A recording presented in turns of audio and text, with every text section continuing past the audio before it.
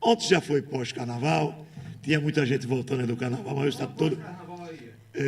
pós-carnaval. Não, ficou em casa. Fiquei em casa. Eu quero falar de uma coisa. Fiquei no retiro. Não vou falar de futebol, não, para não encher o saco do ouvinte, que a torcida do Sergipe está de cabeça inchada. Nós estamos. Eu sou torcedor do Sergipe. Mas eu falo em outra oportunidade no meio do programa. Eu quero abrir o programa de hoje. Hoje eu vi o Vinícius Porto, ouvi e vi no Instagram dele, ele metendo um malho, literalmente, cobrando de Lula, que ele venha trabalhar, que ele não trabalhou até agora. Né? Aí teve uma interferência de um vereador, que era o PT, que isso é natural, né? Eles ficam com comentário, oratória, né? E sempre batem na mesma tecla, que é para o povo pensar que é verdade. Até aí tudo bem. Aí eu disse, rapaz, o carnaval é interessante, ele muda, né? Muda pra caramba. Vinícius Porto, criticando Lula. Será que foi só ontem, foi hoje? Enfim.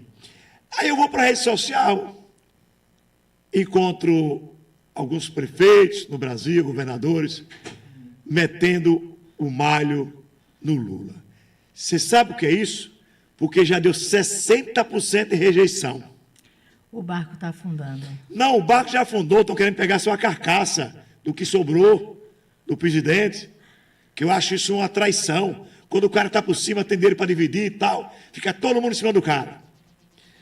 Mas, falando de PT, aí eu estou falando do que eu vi hoje, cara, que eu venho para o programa, não veio programado para dar manchete, repetir as manchetes que já deram de manhã, repetir as coisas. Eu gosto de falar aquilo que ninguém fala. O do cantinho. Eu vi uma entrevista, uma fala. Essa mulher não está presa ainda por quê? Se fosse um cara que vota em Bolsonaro, se fosse qualquer um que dissesse isso, estava presa.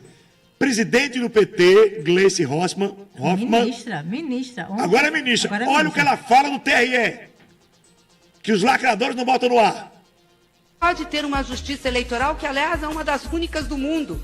Um dos únicos lugares do Brasil que tem justiça eleitoral do mundo é no Brasil, que tem justiça eleitoral. O que já é um absurdo e custa 3 vezes o que custa o financiamento de campanha para disputa eleitoral. Tem alguma coisa errada nisso. Talvez a gente devesse começar a olhar aí para ver o que a gente pode mudar.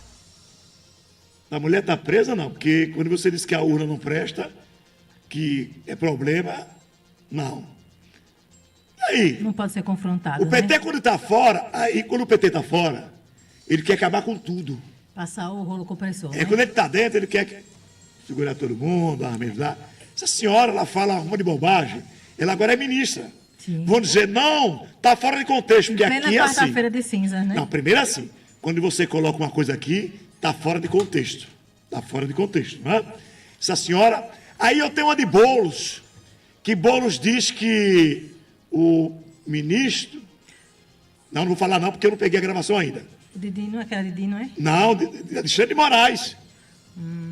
Quando ele se reúne com os lacradores e repórteres lacradores da Globo, ele dá uma entrevista. Como eu não peguei a entrevista ainda, deixei no arquivo, pode tirar do ar, eu me ferrar. O que ele fala de Alexandre de Moraes, está preso? Não, normal. Agora, essa senhora quer que acabe a justiça eleitoral. Agora, se ela quer estar certa, vou pedir a opinião do povo. A ministra hoje de Lula está certa? Repete de novo, Luciano, por favor. Você sabia que Vamos encher o saco do povo aí. Você sabia que é o único país que tem justiça eleitoral? Ela está certíssima, não está não? É. Não sei. Ela está certa? A Gleice Hoffmann. Fala, Hoffmann.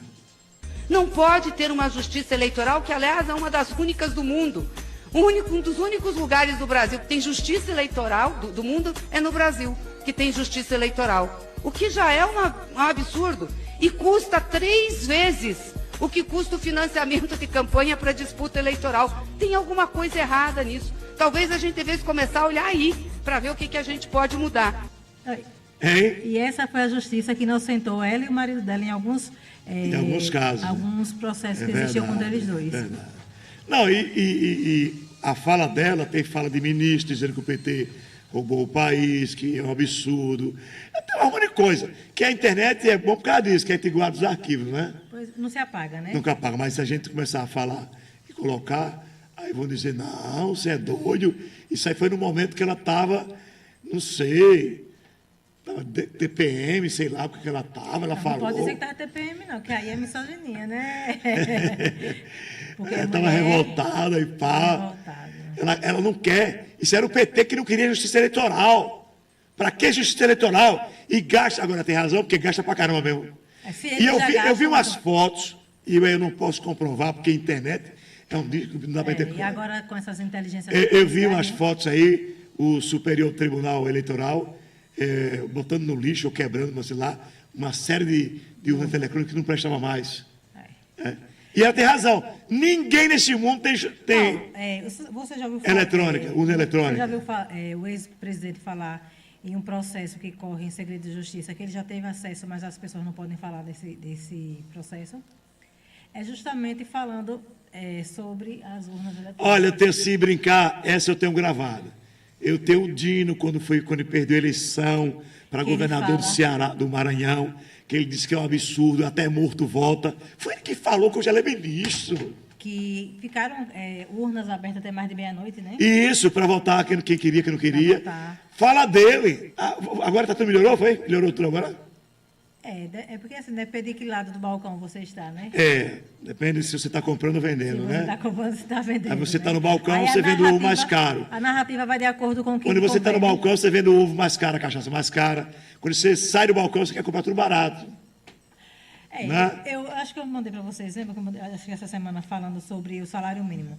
Hoje, um trabalhador custa para o empregador em torno de R$ 3.200.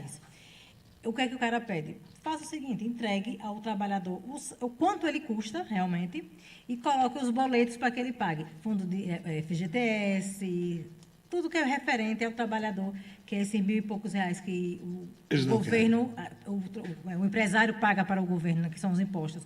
Eu queria saber se o trabalhador realmente ia administrar, se eles iam pagar esses boletos. Como é que seria feito esse pagamento? É verdade. Porque você sabe, quando se coloca na mão dele, ele não faz. Bom, 1h14, já está no ar, Luciano? Já. O Audiência Popular. Jornal FM, Audiência Popular.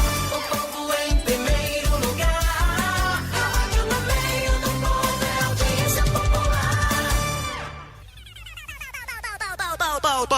Paulo Roberto. Boa tarde. Audiência Popular, agora o boa tarde de Luciano Lima Tavares. Boa tarde, meu amigo Paulo Roberto, boa tarde, doutora Regiane Agnes e os ouvintes do programa Audiência Popular. Livro de Hebreus, capítulo 5, versos 7 a 9. Ele, Jesus, nos dias da sua carne, tendo oferecido com forte clamor e lágrimas, orações e súplicas, a quem o podia livrar da morte, e tendo sido ouvido por causa da sua piedade, embora sendo filho, aprendeu a obediência pelas coisas que sofreu, e tendo sido aperfeiçoado, tornou-se o autor da salvação eterna para todos os que lhe obedecem. Vemos que Jesus clamou, chorou, orou e suplicou. Era piedoso e mesmo Deus ouvindo seu filho, não o livrou da cruz. Dá para imaginar o sofrimento de Deus, sabendo que bastava uma palavra sua para livrar Jesus da cruz. E por amor de mim e de você e de toda a humanidade, Jesus foi condenado sem pecado e morreu em nosso lugar para dar salvação eterna para todos aqueles que creem e obedecem. É com você, meu amigo Paulo Roberto, uma abençoada tarde a todos. Amém. 1h16, agora eu quero boa tarde do Alexandre Garcia. Cadê o Garcia? Aqui no Audiência Popular. Garcia, oferecimento Legislar Administradora de Imóveis, a única que garante e antecipa os seus aluguéis. No nosso encontro de hoje eu vou falar sobre um traficante colombiano que tinha 20 milhões em droga, foi preso e foi solto pelo juiz da audiência de custódia, alegando que ele não tem antecedentes criminais. Claro, ele estava na Colômbia, veio para o Brasil. Incrível. E eu vou falar também sobre o costume brasileiro de ser contra a polícia e a favor do bandido, principalmente por causa de uma certa mídia aqui no Brasil. E com isso, a gente vive o nosso maior problema, que é o da insegurança, não apenas nas grandes cidades, já nas cidades menores. Esse vai ser o assunto de hoje, detalhes daqui a pouco no nosso encontro diário. De Brasília, Alexandre Garcia. Oferecimento Legislar Administradora de Imóveis, a única que garante e antecipa os seus aluguéis. Há 35 anos no mercado, a Legislar Administradora de Imóveis se consolidou como a maior imobiliária de Sergipe, oferecendo segurança, confiança e inovação no setor imobiliário. Nosso